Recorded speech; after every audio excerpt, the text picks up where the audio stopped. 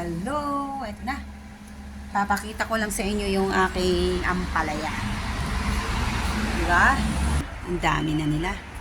Ayan, namumulaklak na siya. Pero hindi naman siya nagkakaroon ng nabubuhay ang bunga. Hanggang bulaklak lang sila eh. Hanggang ganito lang. Then, hanggang ganito lang. Ay, ito oh. Ito.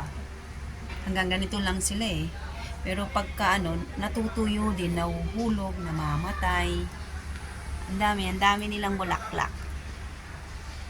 Marami na nga nahulog dyan eh.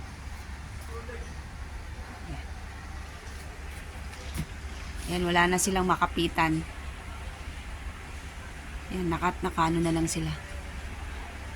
Nakatango. Nakatingala. O, diba?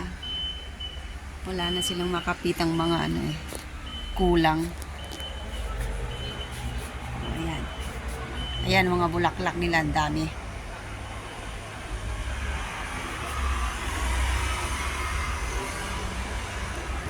Oo. Ay, meron na rin pala dito. Ito oh. Diba? Kumapit na yung isang. Ito oh. Isa lang.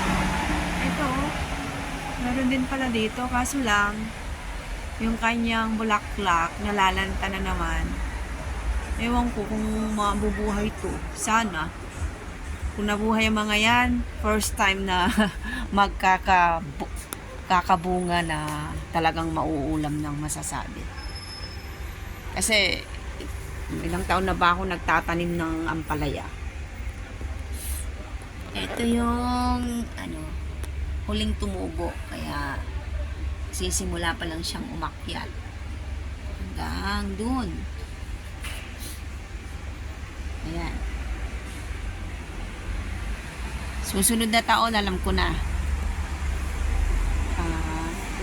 Kaliliting ko lang yung akyatan nila, tapos tsaka ko palalawakin sa dulo, sa taas, para mas marami silang maakyatan, tsaka space. Dadami lalo sila. Ngayon, isang ampalaya, isa ito. Isang ampalaya. Ay, ayoko kayang hawakan, kaso lang ngayon ko lang napansin to. Oo, wag. Ay, nawala na tuloy. Ngayon ko lang, ayan, nag-ano na siya, oh. Nag-iyayelo na naman. Wag naman sana. Lalaki ka naman sana. Yan, lagay kita dyan. Baka sakali. Ayun. Wala na siyang maakyatan. Nandun lang siya. Ang kanyang dulo, murdong-murdong. Ado ko mamasidakon. Kaso lang, ayan, sa taas sila. Kaso lang, talagang, eto pa!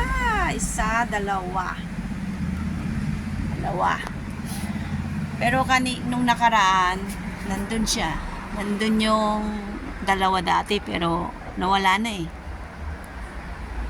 Nahulog na lang. Naging yellow, tapos naging tuyot, nahulog na. Wala na yung dalawang dito. Pero may kapalit naman pala to. Isa. Dalawa. Hanap pa tayo. Baka sakali pa, nanawa ay marami pa siyang mabupunga na talagang mauulam ko na. Yun na nga yung isa kanina yung nasabi ko na. Tatlo. O, diba? Tatlo na sila. Tatlo na ba talaga? Gawin mo naman kahit ilan lang. Kahit 10 pa.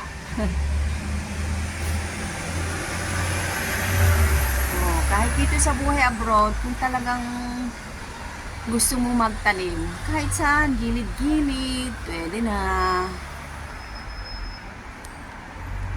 Diba? Sa gilid ko lang yan tinanim. Kita nyo naman ang kalat doon.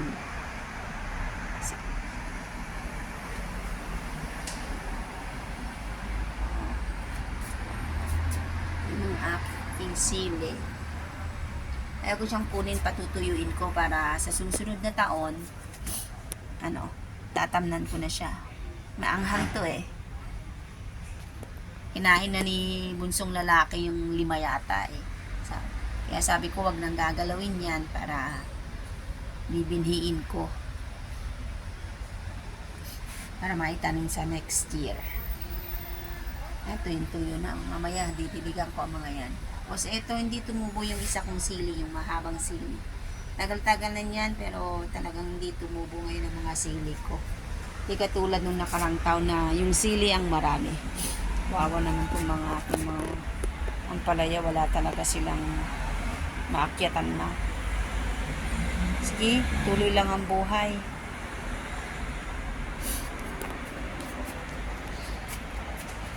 Yan naman yung sili ko. Yan ang sili ko. Tatatlo. Tapos, diba? Buhay abroad. Dito lang. Pag binili mo yan dito, siguro maka 20 euro ka dito pag yan ay inulam ko na. Kasi sa isang dakot na ganon, 6 euro. Isang butling na ganito, 6 euro na. So, ilan na yan? Dadami pa yan. Kaya, munggo na lang ang kulang. Tapos yung aking okra. Hanggang ngayon, okra pa rin. Hindi pa rin namumunga. Ang tagal lumaki. Pa-winter na pero wala. Ay, naku naman. Let's go, dilig-diligan ko muna itong aking mga ampalaya. Para lalo silang mamunga at magtadahon pa. Ayan. Diligan na muna ang ating ampalaya. Ayun o, nahulog na nahulog na bulaklak niya.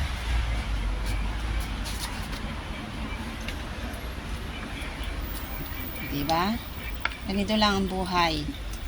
Kung gusto mo talagang makatipid, sarili mong tanim, magtiyaga ka magtanim para magkaulam ka ng fresh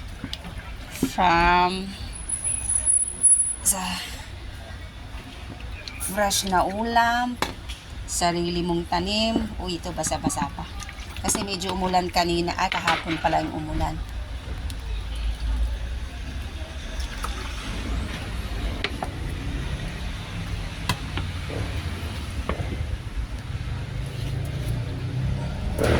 Kaya medyo basa-basa pa ngayon. Yung aking ampalaya, yung aking sili. Yelo na. Hindi ko alam kung mabubuhay ba yan. Mabubuhay. Yung mga sili ko, itong 3 lang na buhay.